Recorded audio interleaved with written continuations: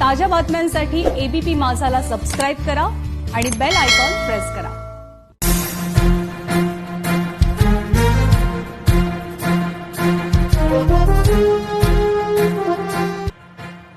नमस्कार, मी नम्रता वागळे। माझा महाराष्ट्र माझं विजन या आमच्या खास कार्यक्रमामध्ये आपल्या सगळ्यांचं स्वागत। राज्यातल्या महाविकास आघाडी सरकारची वर्षपूर्ती झालेली आहे आणि वर्षाच्या सुरुवातीला या नेत्यांच्या डोक्यामध्ये एक विजन होतं, एक रोडमॅप होता की वर्षभरामध्ये आपल्याला काय काय कामं करायची आहेत। दरम्यानच्या काळात आलेलं कोविडचं संकट, तर या सगळ्या वर्षाअखेरीस या नेत्यांचं विजन कुठपर्यंत वर्षभरासाठीचं पूर्ण झालंय, इथून पुढच्या काळासाठी त्यांचं काय विजन असणार आहे, याबद्दल आपण राज्यातल्या विविध नेत्यांशी मंत्र्यांशी चर्चा करतोय। आता या सत्रामध्ये आपण बोलणार आहोत राज्याचे माजी मुख्यमंत्री, काँग्रेसचे ज्येष्ठ नेते आणि सध्याचे सार्वजनिक बांधकाम मंत्री अशोक चव्हाण यांच्याशी। सर, स्वागत आहे आपलं।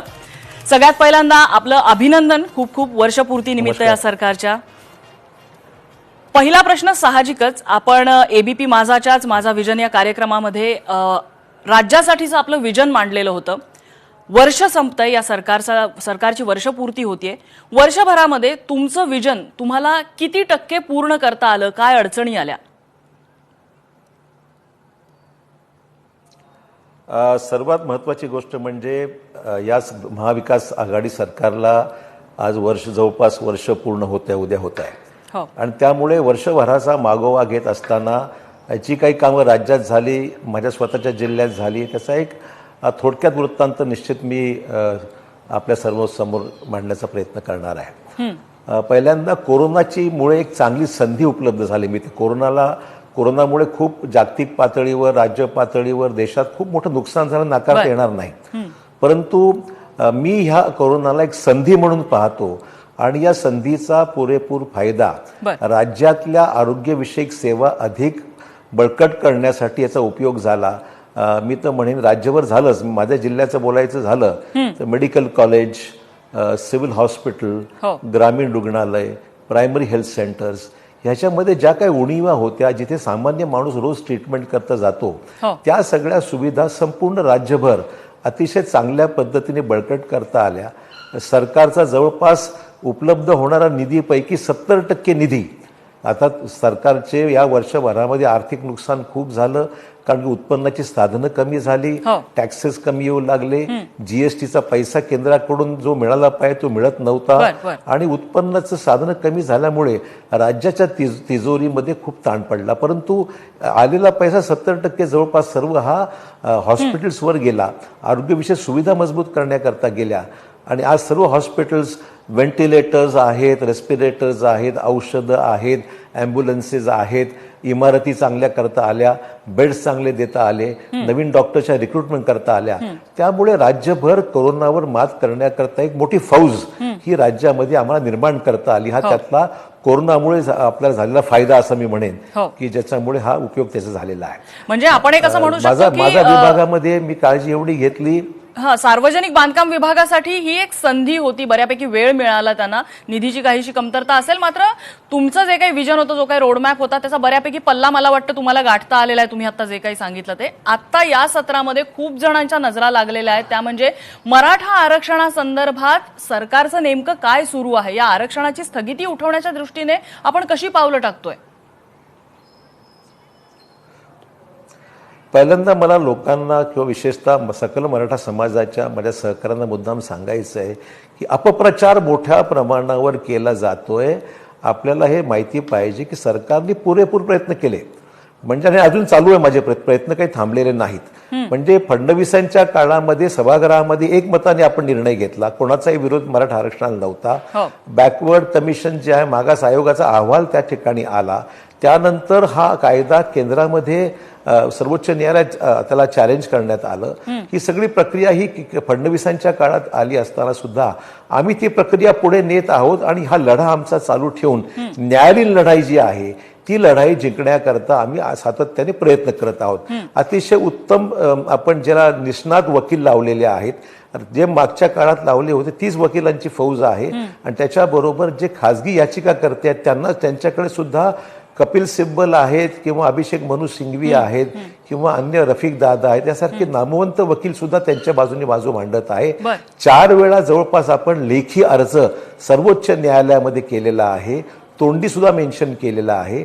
आणि सर्वोच्च न्यायालय ज्यावेळेस घटनापीठ स्थापन करेल त्यावेळेस हा प्रश्न खऱ्या अर्थाने मार्गी लावण्याकरता आम्ही सर्वोच्च लढाई लढण्याची आमची पूर्ण तयारी आहे. कुठेही कमतरता नाही आहे. पण न्यायालयीन प्रकरणामध्ये रस्त्यावर येण्यात काही स्वारस्य असू नये. आपण ही लढाई न्यायालयात कशी जिंकायची याकरता एकमताने सर्वांनी प्रयत्न करण्याची गरज आहे. तुम्ही म्हणालात अपप्रचार केला जातोय. हा अपप्रचार कोण करतंय आणि कशासाठी करतंय अपप्रचार? मला वाटतंय की भाजप प्रणित जे काही लोक आहेत त्याच्यामध्ये काही संघटना, मी म्हणेन सर्वच नाही, पण काही भाजप प्रणित विचाराची जी मंडळी आहे त्यांना हा प्रश्न सातत्याने असाच म्हणजे चालू ठेवायचा आहे. आणि सरकारचे जे प्रयत्न सुरू आहे त्याच्यामध्ये मिठाचा खडा घालण्याचं काम हा सातत्याने सुरू असलेला त्यांचा उद्योग आहे, दुर्दैवाने म्हणावा लागेल. आम्ही त्यांना विनंती सर्वांनाच की हा पक्ष कुठल्या पक्षाचा प्रश्न नाहीये, हा कुठल्या महाविकास आघाडी असो किंवा विरोध असा विषय नाहीये, हा सर्वांनी मिळून करण्याचा लढा. आणि म्हणून सर्वांनी पॉझिटिव्ह सूचना गेल्या पाहिजेत, नकारार्थी बोलण्यापेक्षा सकारात्मक भूमिका घेतली पाहिजे, याकरता आपण प्रयत्न केले पाहिजेत. तुम्ही म्हणताय की सरकार सर्वतोपरी प्रयत्न करतंय, मग या प्रकरणामधले याचिकाकर्ते असं का म्हणतायत की सरकारला पुढे काय होईल कायदेशीर याचं परसेप्शन नाहीये, पाहिजे तेवढी कायदेशीर मदत मिळत नाहीये? जर जे याचिकाकर्ते आहेत ते म्हणतायत की आम्ही तर अंदाज बांधू शकतो की न्यायालयामध्ये काय होऊ शकतं किंवा काय घडू शकतं, त्या दृष्टीने आमची कायदेशीर तयारी सुरू आहे, तर सरकार का तशी तयारी ठेवत नाही? सरकारचे प्रयत्न अपुरे पडतात असे स्वतः याचिकाकर्त्यांनी एबीपी माझाला दिलेल्या मुलाखतीत म्हटलेलं आहे. हाच अपप्रचार आहे. न्यायालयामध्ये काय घडणार हे त्यांना माहीत असेल तर चांगली गोष्ट आहे. मग त्यांनी, आमचं म्हणणं आहे की सरकारवर विश्वास नसेल तर तुम्हाला कोणी रोखलंय? तुम्ही सर्वोच्च न्यायालयामध्ये तुम्ही जाणार, आम्ही समर्थन करू ना. तुमच्या भूमिकेला आमचं समर्थन आहे, किंबहुना आमची आणि तुमची भूमिका वेगळी थोडी आहे. पण तुमची तयारी अधिक असेल तर सांगा ना आम्हाला, आम्ही तुमची साथ द्यायला तयार आहोत. सरकार म्हणून आम्ही भूमिका पॉझिटिव्हली घेतो. न्यायालयाचे निर्णय काय आहेत हे तुम्हाला माहीत असेल, आम्हाला तर माहीत नाहीये. तुम्हाला कसे कळतात हे मला माहीत नाहीये. न्यायालयामध्ये बाजू मांडत असताना तुम्ही मागच्या कालावधीमध्ये हायकोर्टात कशी बाजू मांडली त्याच पद्धतीने सर्वोच्च न्यायालयात तुमची बाजू मांडणार. तुम्ही कोण तक्रार नाही आमची. प्रयत्न तुम्ही करा, आम्ही दोघांनी मिळून प्रयत्न करू. आपण आता या क्षणाला एक खूप मोठा प्रश्न आहे ज्यासाठी मराठा समाज रस्त्यावरती काल उतरलेला आपल्याला दिसला, तो म्हणजे 11वीच्या ऍडमिशनचा प्रश्न. ज्या विद्यार्थ्यांना अपेक्षा होती की एसीबीसी मधनं आपल्याला आरक्षण मिळेल, त्या मराठा समाजातल्या विद्यार्थ्यांना आता ओपन कॅटेगरीमधनं ऍडमिशन घ्यावं लागणार आहे आणि त्यासाठी आता परत समाज आक्रमक झालेला आहे. या विद्यार्थ्यांचं काय होणार आता? आणि सरकारने तर अध्यादेश काढलेला आहे याबद्दल. सरकारने नुकताच, सरकार जवळपास 3 ते 4 महिन्यापासून थांबून आहे की सर्वोच्च न्यायालयामध्ये ही स्थगिती उठल्यानंतर ऍडमिशनच्या प्रक्रियेला वेग होईल. पण आपण पाहता की आपण नोव्हेंबर महिना संपत आलेला आहे.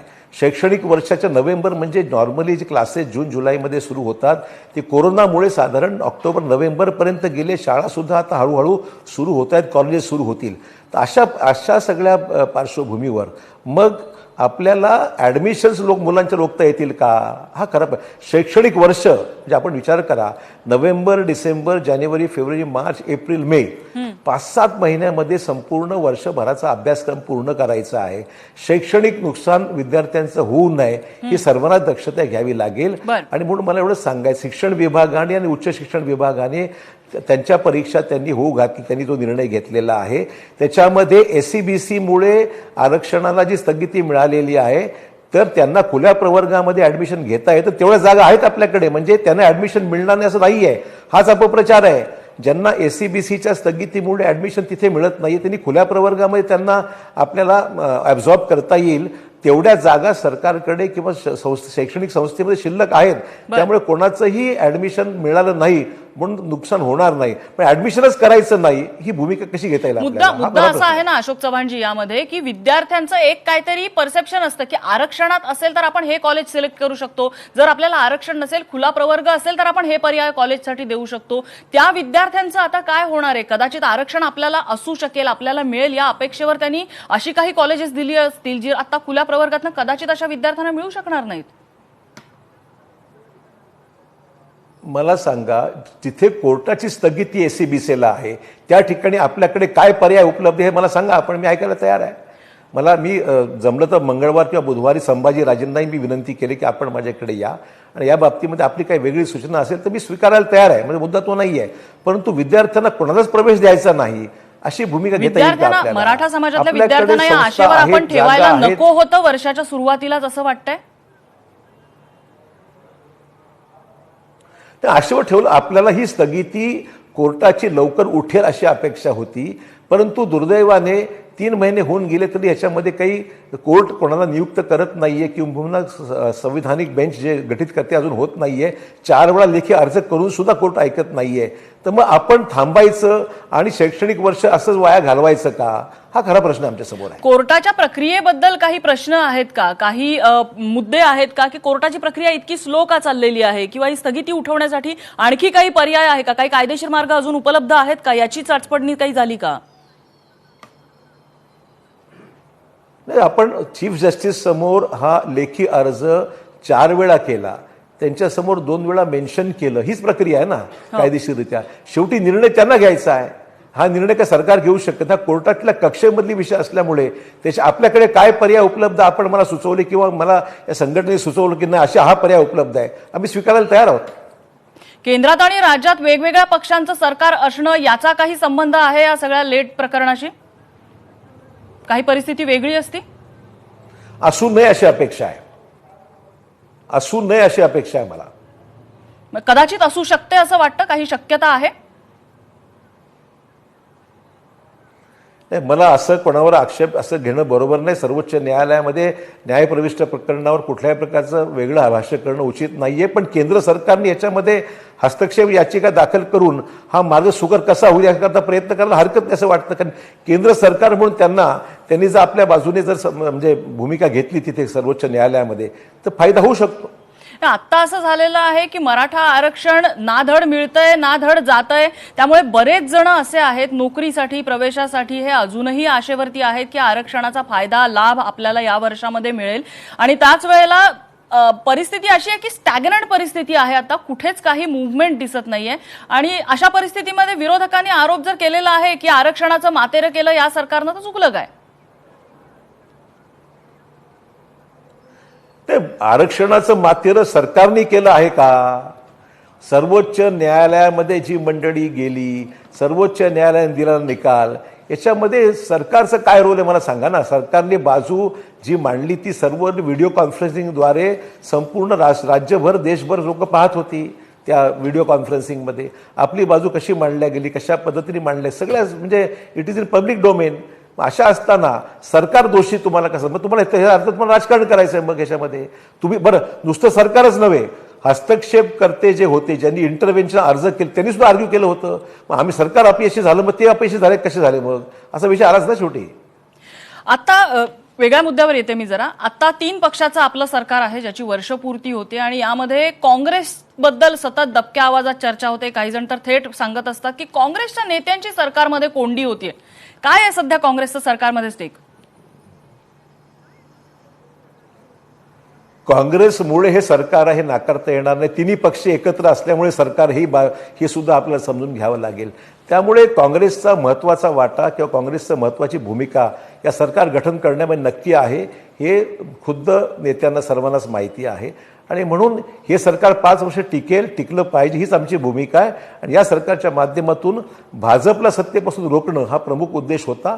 आणि त्याचबरोबर महाराष्ट्राचं गेल्या 5 वर्षाचे नुकसान झालेलं आहे ते नुकसान भरून काढून राज्य प्रगतीच्या मार्गावर नेण्याच्या बाबतीमध्ये तिन्ही पक्षांनी एकत्र येऊन भक्कमपणे काम करावं आणि ते आम्ही करत आहोत हे मला मुद्दाम स्पष्ट करायचं. अशोक चव्हाणजी, समन्वय मात्र दिसत नाहीये या सगळ्यामध्ये. म्हणजे आता अगदीच या पूर्वीच्या सत्रामध्ये नितीन राऊतांनीच सांगितलं की अजित पवारांच्या सूचनेवरनं आपण सवलत जाहीर केलेली होती, मात्र आता त्या निर्णयावरनं बॅकफुटवर यायला लागलं. तुम्ही सुद्धा म्हटलेला होतात की नितीन राऊतांनी संवाद साधला नाही, कॅबिनेटला, सरकारला विश्वासात घेतलं नाही आणि त्यांचा हा कदाचित वैयक्तिक निर्णय असू शकतो. नेमकं काय आहे वीज बिलाच्या मुद्द्याबाबत? आणि तुम्हा नेत्यांमध्ये, ऍटलिस्ट काँग्रेसच्या नेत्यांमध्ये समन्वय नाहीये का?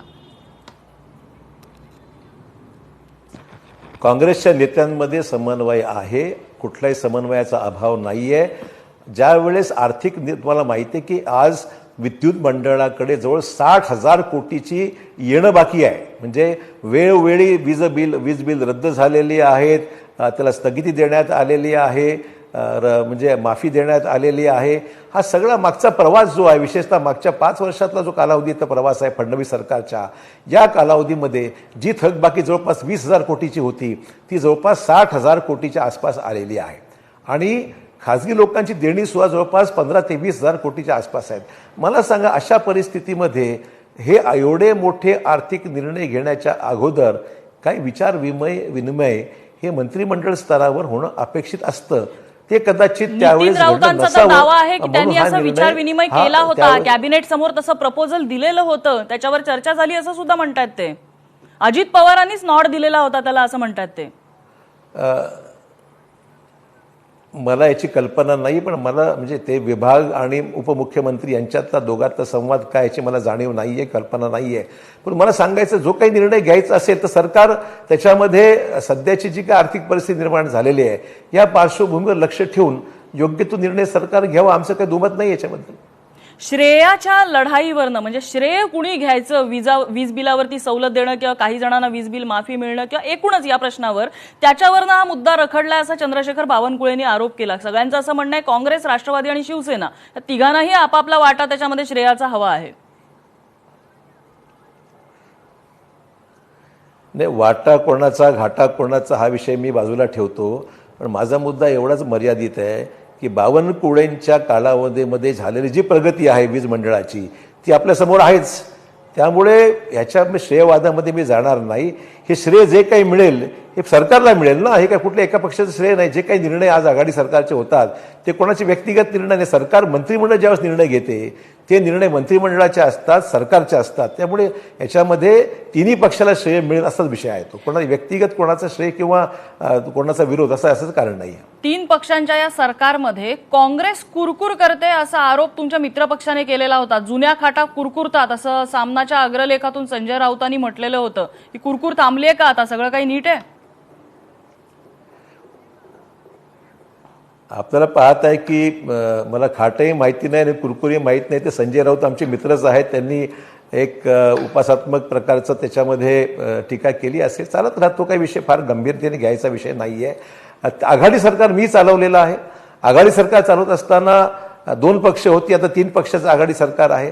त्यामुळे निर्णय घेत असताना थोड्याशा कधी कधी अडचणी येतात, काही प्रश्न पडते. असे प्रश्न सरकारवर परिणाम निगेटिव्ह करतील किंवा अडचणीमध्ये सरकार असं काही व्हायचं कारण नाहीये. अनेक वेळा प्रश्न क्लिष्ट असतात, राजकीय असतात, ते विचार विनिमय करून सोडवता येतील. बिलकुल त्याच्यात मला काही अडचण वाटत नाहीये. कुठल्याही प्रकारची कुरबुर नाहीये. आणि जे काय असेल 4 भिंतीच्या राष्ट्रवादी आणि शिवसेना यांच्यातल्या जवळीकीमुळे काँग्रेसवर कायम कुरघोड्या होत राहतात या सरकारमध्ये असा सुद्धा आरोप आहे. अशी उदाहरणं काही समोर आलेली असल्याच्या चर्चा आहेत. मला तर असं कधी जाणवलं नाही. मी तिन्ही पक्षामध्ये माझे उत्तम संबंध आहेत. काँग्रेस, राष्ट्रवादी आणि शिवसेनेच्या सर्व नेत्यांशी आघाडी सरकार स्थापन झाल्यानंतर एका नवीन वातावरणामध्ये आम्ही काम करत आहोत. आणि माझी सवय आहे की एखाद्या वेळेस काही मुद्दा निघाला अडचणीचा चर्चा करून मार्ग काढण्याची माझी सवय आहे. त्यामुळे समन्वय उत्तम आहे. प्रश्न निर्माण झाल्यानंतर मुख्यमंत्र्यांकडे बसतो आणि मुख्यमंत्री त्याच्यामध्ये मार्ग काढतात. असं मला कधी जाणवलेलं नाही की याच्यामध्ये कुठेतरी फार काही टोकाचं होतं असं मला कधी वाटलं. मग अशोक चव्हाणजी, असं का होतं की शिवसेनेचा मंत्री असलेल्या खात्याला तातडीनं काही हजार कोटींची मदत होते आणि काँग्रेसचा मंत्री असलेल्या खात्याला मदतीची याचना करून सुद्धा मदत मिळत नाही, त्यांच्यावरती तोंडघशी पडायची वेळ येते, असं का होतं? असं आहे, भाजपला रोज तारीख पे तारीख भाजपची सुरू आहे. त्यांना सातत्याने काहीतरी टीका करायची, काहीतरी लोकांना मध्ये भ्रम निर्माण करायचा की सरकार 2 महिन्याचं आहे, 4 महिन्याचं आहे, 6 महिन्याचं आहे. आणि हे भ्रम निर्माण करून काहीतरी उणीवा बाहेर काढत राहायच्या, काहीतरी त्याच्यावर टीकास्त्र करत राहायचं आणि त्यातून लोकांमध्ये संभ्रम निर्माण करून सरकार अस्थिर आहे दाखवण्याचा प्रयत्न करायचा आहे. पण मुख्यमंत्र्यांनी रोकटोक जी भूमिका घेतली आहे की सरकार पाडून दाखवाच हे जे म्हटले आहे त्याला बिलकुल सूचक उद्गार आहे मुख्यमंत्र्यांचे. त्यांनी काही जरी म्हटलं तरी सरकार स्थिर आहे आणि 5 वर्षाची कारकीर्द सरकार पूर्ण करेल याची मला खात्री. कुठल्याही प्रकारची अडचण नाही. आणि लावालावी करण्याचा प्रयत्न भाजपने कितीही केला, त्यांची अडचण अशी आहे की त्यांना त्यांच्याजवळ आलेली लोक ती सांभाळायचे आहेत. आणि तिथे भाजपमध्ये अंतर्गत चुळबुळ खूप सुरू झालेली आहे. सरकार आमचं आलेलं आहे, तिथे त्यांना वाव मिळत नाहीये आणि म्हणून हे सरकार जाणार आहे हे दाखवण्याचा प्रयत्न सातत्याने भाजप नेतृत्व करत आहे. याच्या पलीकडे याच्यामध्ये फारसं तथ्य नाहीये. अशोक चव्हाणजी, अगदी शेवटचा प्रश्न. आपण राज्याचे सार्वजनिक बांधकाम खात्याचे मंत्री आहात. काँग्रेसचे ज्येष्ठ नेते आहात, या सरकारमधले एक ज्येष्ठ नेते आहात आपण, आणि त्याचबरोबर मराठा आरक्षणाची जबाबदारी सुद्धा आपल्या खांद्यावर आहे, त्या लढ्याचं सुद्धा तुम्ही नेतृत्व करत आहात. तर या सगळ्यामध्ये पुढच्या वर्षासाठी आपली विजन काय असेल? आगामी काळामध्ये महाराष्ट्राचा विशेषतः मराठवाडा आणि उत्तर महाराष्ट्र जो अनुशेष आहे, मधल्या काळामध्ये 5 वर्षामध्ये मराठवाड्याचं जे नुकसान झालंय, विशेषतः माझ्या विभागामध्ये हा विभाग पूर्णपणे सार्वजनिक बांधकाम विभागाने मागच्या मंत्र्यांनी किंवा त्यांच्या मंत्रिमंडळाने मराठवाड्याकडे संपूर्ण दुर्लक्ष केलं होतं, उत्तर महाराष्ट्राकडे दुर्लक्ष केलं होतं. त्यामुळे राज्याच्या इतर विभागाच्या तुलनेने जो मागास भाग आहे त्याला मुख्य प्रवाहामध्ये आणण्याकरता ज्या काय उणीवा निर्माण झाल्या होत्या, पायाभूत सुविधा ज्या मागे पडल्या होत्या, त्या चांगल्या दर्जाच्या लवकरात लवकर निर्माण करण्याच्या बाबतीमध्ये माझा सातत्याने प्रयत्न राहणार आहे. आणि महाराष्ट्रामध्ये पायाभूत सुविधेचं उत्तम जाळं निर्माण करावं आणि महाराष्ट्रामध्ये अधिक गुंतवणूक यावी, महाराष्ट्राच्या लोकांना प्रवास करण्याकरता उत्तम रस्ते उपलब्ध करून द्यायचे, दर्जेदार द्यायचे, आणि राज्य सरकारचं 5 वर्षाच्या कालावधीमध्ये सर्वच विभागाला मदत करायची, हीच माझी भावना आणि भूमिका आहे. मराठा आरक्षणाची परिस्थिती वर्षभरानंतर काय असेल याचं काही चित्र आपण उभं करू शकताय का? काही विजन आहे त्याबद्दल आपली? माझी भूमिका सकारात्मक आहे एवढंच नव्हे तर आरक्षणाबरोबर इतर सोयी सवलती ज्या आहेत, म्हणजे सारथीचं फंक्शनिंग आहे, मराठा हॉस्टेल्सचा विषय आहे, नोकरीचे विषय आहेत, ज्या 8-10 विषयासंदर्भात आपल्याला मंत्रिमंडळाने निर्णय घेतलेले आहेत, ते निर्णय हे फायनॅलिटीकडे म्हणजे पूर्णत्वास नेण्याकरता माझा सातत्याने प्रयत्न राहणार आहे. कारण की सकल मराठा समाज एक प्रतिनिधी या नात्याने काहीतरी चांगलं समाजाचं भलं व्हावं याच हेतूने मी याच्यामध्ये सहभागी झालेलो आहे, आणि ते काम यशस्वी व्हावं हीच माझी ईश्वरचरणी प्रार्थना आहे. अशोक चव्हाणजी, खूप खूप धन्यवाद. आपण आज आमच्या या कार्यक्रमात सहभागी झालात, आपलं विजन मांडलत, आणि पुन्हा एकदा सरकारच्या वर्षपूर्तीनिमित्त आपलं अभिनंदन.